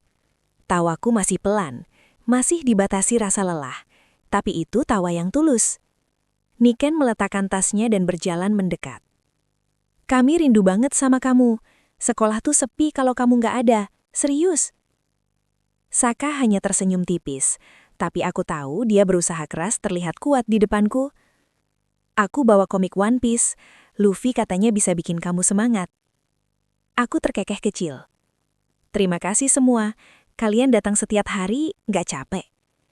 Rara langsung menjawab sambil mendorong kursi untuk duduk dekatku. Kalau buat kamu, capeknya nanti aja. Mereka bertiga mulai bercerita tentang kejadian-kejadian lucu di sekolah. Tentang Seno yang kehujanan dan rambutnya tiba-tiba mengembang kayak singa. Tentang Bu Mira yang memarahi satu kelas karena mereka tidak bisa berhenti tertawa. Tentang Saka yang dituduh naksir anak kelas sebelah dan mukanya langsung merah padam. Aku tertawa. Lama dan hangat. Walaupun di antara tawa itu, rasa nyeri di tulangku datang dan pergi seperti gelombang yang tidak bisa ditebak. Dadaku sesak. Tubuhku lemah, tapi mereka membuatku lupa. Hanya sejenak, tapi itu cukup berarti. Sangat berarti. Setelah tawa mereda, tiba-tiba mereka bertiga justru terdiam. Rara menggenggam tanganku. Niken menunduk. Saka menatapku dalam-dalam, dengan mata yang tidak pernah kulihat sebelumnya. Mata orang yang takut kehilangan. Tiara, kamu bakal sembuh kan? Ujar Niken dengan suara lirih. Pertanyaan itu sederhana, tapi seperti pisau kecil yang menembus dadaku. Aku tidak tahu harus menjawab. Bagaimana jika ini bukan pertarungan yang bisa kumenangkan? Aku menelan air liur yang terasa pahit. Tiara akan berusaha. Itu yang bisa Tiara janjiin. Rara memelukku pelan, berusaha tidak menyentuh selang infus. Kamu nggak boleh menyerah. Kita belum keliling Bandung bareng. Kita belum foto-foto di tebing keraton, belum makan es krim rasa matcha di Braga. Suara Rara bergetar. Saka, yang biasanya paling hemat kata, tiba-tiba berkata, "Kalau kamu capek, pegang tangan kami. Kalau kamu takut, kami ada di sini. Kalau kamu marah, kami dengar. Kamu nggak sendirian, Tiara." Air mata langsung jatuh dari mataku. Aku tidak tahu apakah aku menangis karena sedih atau karena penuh syukur punya mereka. Saat mereka bertiga masih menghiburku, kakakku Satria muncul di pintu. Ia tidak masuk dulu. Ia berdiri diam, mengamati, seolah tidak ingin mengganggu kebahagiaan kecil ini. Aku melihat matanya. Mata itu berkaca-kaca. Satria, kakak yang selalu membuatku mengalah. Kakak yang selalu diprioritaskan bunda. Kakak yang dulu jarang memperhatikan aku. Kini menatapku seperti aku seluruh dunianya. Ia akhirnya bersuara. Sahabat-sahabat Tiara luar biasa ya. Rara memutar bola mata. Tentu dong, paket lengkap, gila, cerewet, dan pintar. Saka mendecak. Niken menepuk kening. Satria tertawa, lalu masuk dan mengusap kepalaku. Dik, kakak bangga sama kamu. Kata-kata itu adalah kata-kata yang selalu ingin ku dengar. Dari dulu, bahkan sebelum aku jatuh sakit. Hari itu, kata itu jatuh lebih lembut dari hujan, tapi lebih kuat dari semua pengobatan yang ku terima. Saat sahabat-sahabatku pulang dan Satria juga keluar mencari makan, aku duduk sendirian. Tapi kali ini, kesendirianku tidak terasa sesepi biasanya. Aku menatap langit malam lewat jendela. Lampu kota Bandung tampak seperti bintang-bintang kecil yang jatuh ke bumi. Aku tersenyum. Iha tidak membiarkanku sendirian. Iha mengirimkan orang-orang yang mencintaiku tanpa syarat. Dan malam itu, untuk pertama kalinya setelah sakitku memburuk, aku merasakan ketenangan yang sangat dalam. Seolah ada bisikan halus, perjuanganmu belum selesai, tapi kamu tidak berjalan sendirian. Beberapa hari setelah kunjungan sahabat-sahabatku, aku merasa tubuhku mulai berubah. Bukan membaik, tapi justru melemah. Sakit di tulang belakangku datang lebih sering. Dadaku terasa berat seperti ada batu besar menekan. Nafasku semakin pendek. Dan setiap malam, aku terbangun dengan keringat dingin membasahi tubuhku. Aku berusaha tersenyum di depan semua orang. Berusaha terlihat kuat. Berusaha tidak membuat siapapun cemas. Tapi tubuh tidak bisa berbohong. Ketika Bunda masuk membawa bubur ayam kesukaanku, kepalaku berputar. Aku mencoba bangun, tapi tubuhku seolah tidak mau diajak kerjasama. Tiba-tiba, penglihatanku kabur. Tanganku bergetar, dan detik berikutnya, aku jatuh ke belakang, menahan sakit yang seperti menyambar tulang-tulangku. Bunda langsung panik. Bunda, Tiara, sayang, nafas kamu cepat sekali. Sabar ya, Bunda panggil perawat. Suara langkah kaki serasa jauh, padahal hanya di sebelahku. Aku mendengar suara mesin monitor berbunyi lebih cepat dari biasanya. Dada sesak. Sakitnya menusuk sampai ke leher, sampai ke hati. Pintu kamar terbuka keras. Beberapa perawat masuk sambil mendorong alat medis. Dokter Budiman datang tergesa. Wajahnya berubah tegang. Dokter Budiman. Tiara, dengar suara saya? Tarik nafas pelan, pelan. Aku mencoba. Tapi rasanya seperti paru-paruku tidak mau mengembang.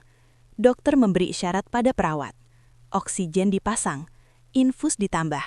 Jarum suntik menusuk kulitku, tapi itu bukan apa-apa dibanding nyeri di dalam tubuhku. Aku melihat Bunda berdiri di sudut kamar, tangan menutupi mulut, tubuhnya bergetar hebat. Ayah berdiri di sampingnya, memeluk bahunya dengan wajah sangat pucat. Dan Satria, kakakku yang selalu terlihat kuat, berdiri di pojok kamar dengan mata merah basah, menggigit bibir sampai tampak darahnya. Aku sadar, walaupun samar, ketika dokter memanggil keluargaku keluar kamar. Aku melihat mereka lewat kaca. Ayah duduk dengan wajah putus asa. Bunda menundukkan kepala, bahunya naik turun menahan tangis. Satria, tubuhnya terlihat kaku, seperti seseorang yang sedang berusaha tidak runtuh. Dokter Budiman berbicara, panjang. Aku tidak mendengar suaranya, tapi aku melihat cara ayah memijat keningnya, melihat cara Bunda memegangi dada, melihat Satria memejamkan mata dan mengusap wajahnya. Itu cukup untuk membuatku mengerti. Kondisiku memburuk, sangat memburuk. Ketika ketiganya masuk kembali ke kamar, aku tahu sesuatu telah berubah. Tidak ada lagi senyum yang dipaksakan, tidak ada lagi kata-kata penyemangat yang cerah. Yang ada hanya kesedihan yang mereka coba bungkus rapat-rapat. Satria duduk di sampingku dan memegang tanganku. Tangannya dingin. Dik, maaf ya, kakak nggak bisa bikin semuanya lebih baik. Aku tersenyum lemah. Kak, Tiara nggak apa-apa. Satria menggeleng keras, air matanya jatuh. Kamu bohong, kamu selalu bilang nggak apa-apa. Bahkan kalau kamu kesakitan, kamu selalu ngalah, selalu diam, selalu jadi yang paling kuat padahal kamu yang paling terluka. Kalimat itu menghantamku lebih keras dari rasa sakit di tubuhku. Bunda duduk di sebelahku, memeluk wajahku dengan tangan bergetar. Sayang, Kalau kamu merasa capek, bilang sama Bunda. Bunda nggak kuat lihat kamu kayak gini. Air mata mengalir di pipinya tanpa bisa dihentikan. Ayah berdiri di dekat ranjang kamar.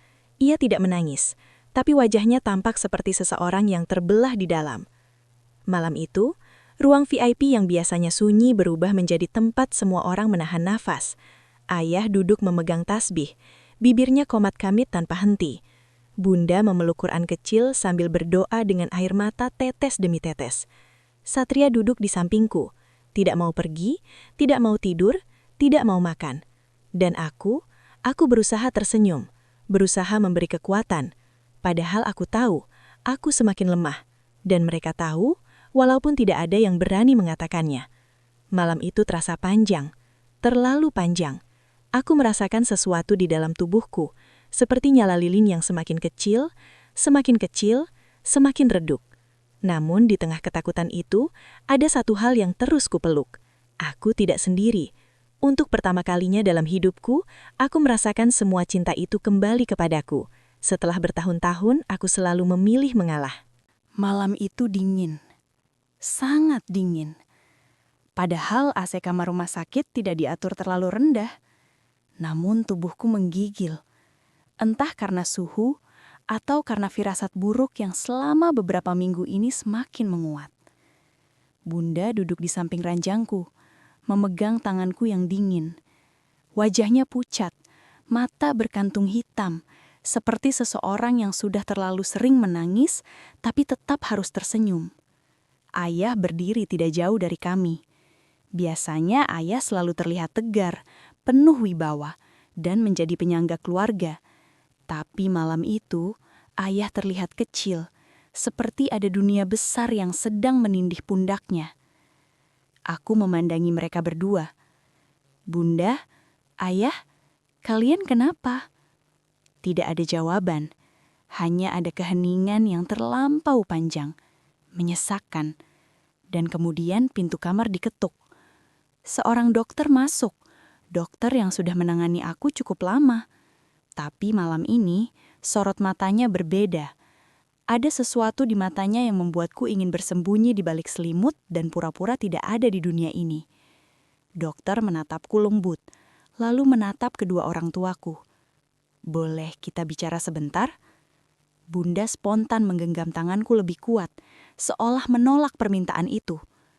Dok, bicara saja di sini, di depan Tiara. Kami tidak ingin menyembunyikan apapun lagi. Jantungku mencelos mendengar kata menyembunyikan. Rasanya seperti tersedak udara sendiri. Dokter mengangguk pelan, duduk di kursi di samping ranjangku, dan membuka berkas yang membuat seluruh tubuhku menegang. Suara jarum infus berdetak pelan, satu-satunya suara yang terdengar di antara detik-detik kecemasan. Lalu dokter berkata dengan suara yang berat, "Tiara, hasil pemeriksaan kemarin menunjukkan kondisi yang tidak stabil. Pingsanmu yang terakhir bukan pingsan biasa. Ada bagian tubuhmu yang tidak bekerja normal." Darahku seperti berhenti mengalir. Ayah menundukkan kepala, kedua tangannya mengepal. Bunda mulai terisak pelan, menutup mulutnya dengan tangan. Aku menelan ludah, suaraku goyah. "Bagian apa, Dok?" Dokter menatapku lurus, memastikan aku siap mendengarnya, padahal aku sama sekali tidak siap. Ada kemungkinan organ dalammu mengalami penurunan fungsi yang cukup signifikan, dan kita harus melakukan serangkaian pemeriksaan lanjutan untuk memastikan. Aku membeku, setengah ingin berteriak, setengah ingin lari, tapi tubuhku terlalu lemah untuk melakukan apapun. Dokter bilang, kita harus bersiap untuk kemungkinan terburuk. Air mata Bunda jatuh tanpa bisa ia tahan. Ayah memalingkan wajah, mengusap mata dengan cepat, tidak ingin aku melihatnya lemah. Semuanya terasa seperti mimpi buruk yang tidak berujung. Aku menggeleng perlahan. Bunda bohong ya? Dokter bohong kan? Ini cuma sakit biasa. Tiara cuma kecapean kan?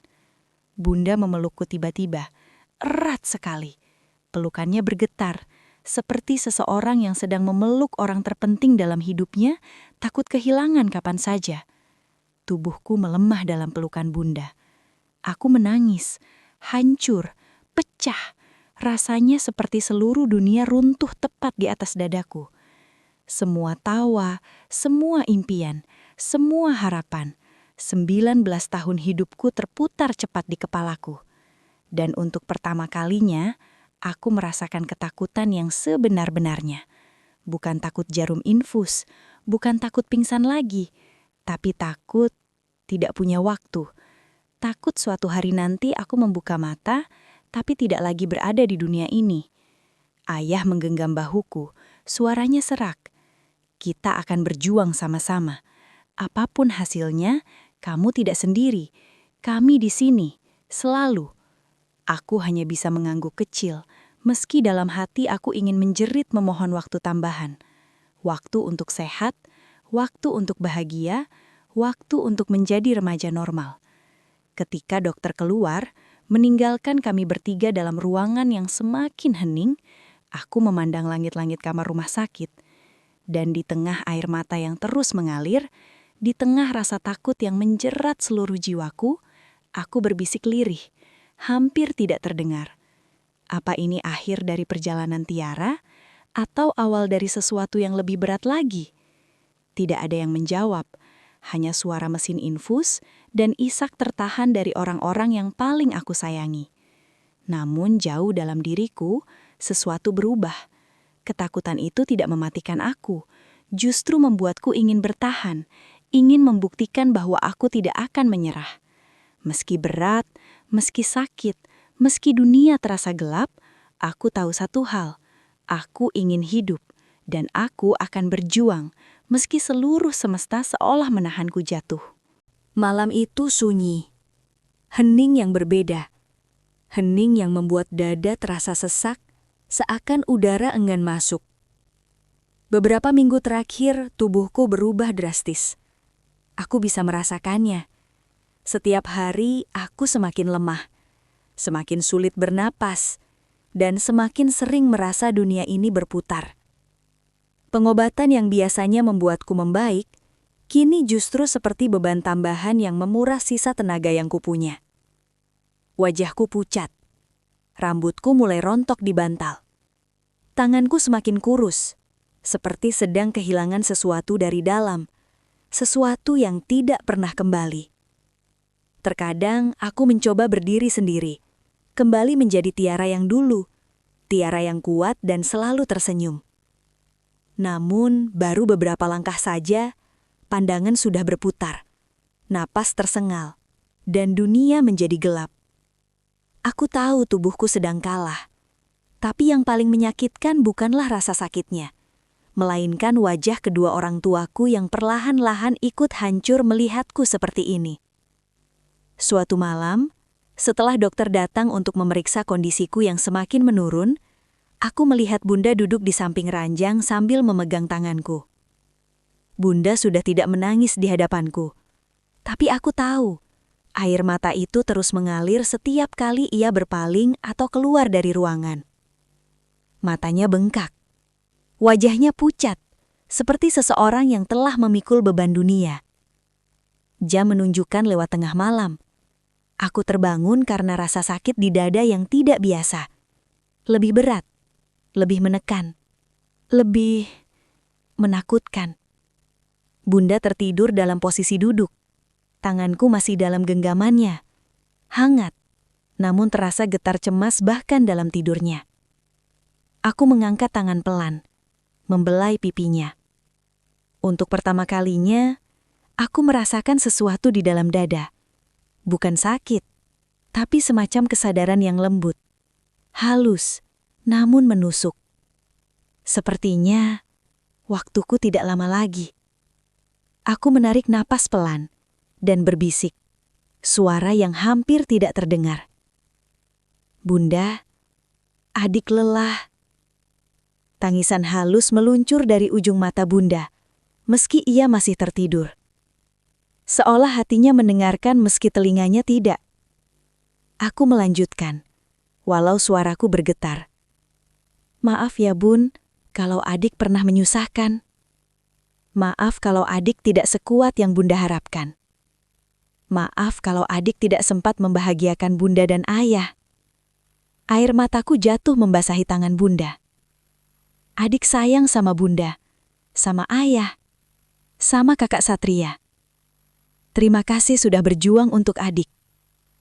Aku menatap langit-langit kamar rumah sakit. Lampu remang-remang membuat semuanya tampak tenang.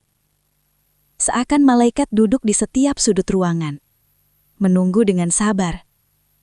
Lalu rasa itu datang. Rasa hangat. Rasa damai yang tidak pernah aku rasakan sebelumnya. Rasa yang membuat seluruh ketakutanku mereda perlahan. Aku memejamkan mata. Aku mulai berdoa.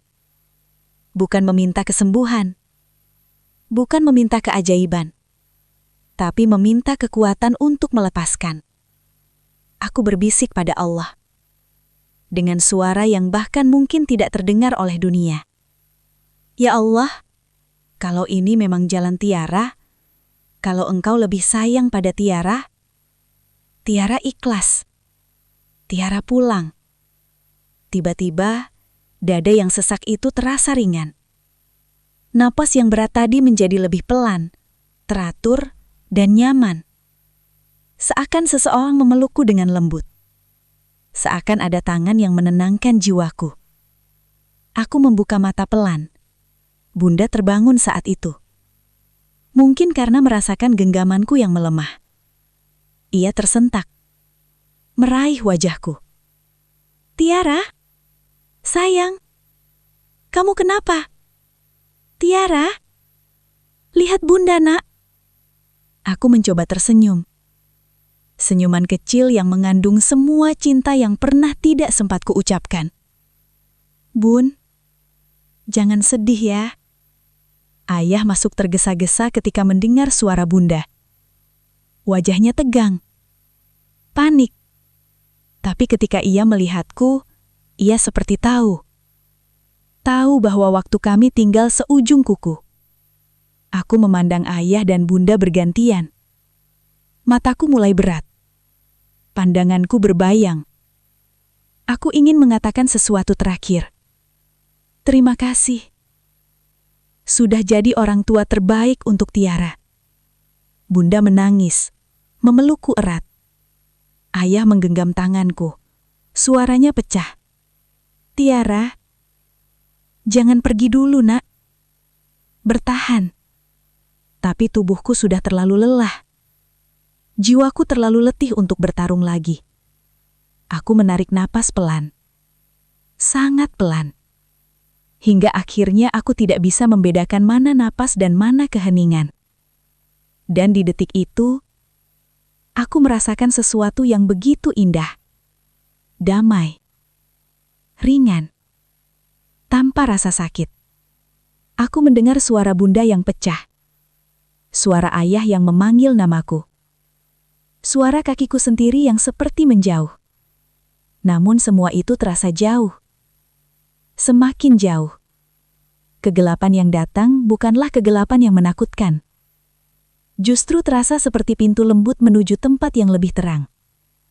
Dan sebelum semuanya menghilang, sebelum dunia ini menjauh, aku berbisik untuk terakhir kali. Ya Allah, lebih sayang. Tiara. Lalu, aku pulang. Dengan tenang, dengan damai. Dan malam itu, di kamar rumah sakit yang dingin tetapi penuh cinta, Tiara mengembuskan napas terakhirnya. Bukan sebagai kekalahan, tapi sebagai kepulangan seorang hamba kecil yang akhirnya dipeluk sang pemilik jiwa. Jika suatu hari kalian menonton video ini, mungkin aku sudah tidak ada di dunia ini lagi. Tapi sebelum aku pergi, aku ingin kalian tahu sesuatu yang selama ini tidak pernah sempat aku ucapkan dengan lantang. Hidup itu bukan tentang siapa yang paling sering mengalah, bukan tentang siapa yang paling banyak memendam luka, atau siapa yang paling sering terlihat kuat. Hidup adalah tentang siapa yang paling tulus mencintai. Selama ini, Aku, Tiara Anjani, sering merasa kalah, sering merasa tidak terlihat, tidak dianggap, bahkan tidak disayangi. Aku terbiasa menyingkir, menunda keinginanku sendiri, berpikir bahwa selama orang lain bahagia, aku pasti baik-baik saja. Tapi ternyata aku salah. Ketika aku jatuh sakit, aku baru tahu betapa besar cinta yang tidak pernah kusadari. Bunda yang menangis diam-diam di tengah malam, ayah yang memelukku seolah aku adalah dunia baginya. Kak Satria yang tiba-tiba menjadi pelindung terkuatku, sahabat-sahabatku yang tidak pernah membiarkan aku merasa sendirian. Dan lebih dari semuanya, aku merasakan kasih sayang Allah yang menuntunku meski langkahku terhenti. Aku tidak pernah benar-benar sendirian.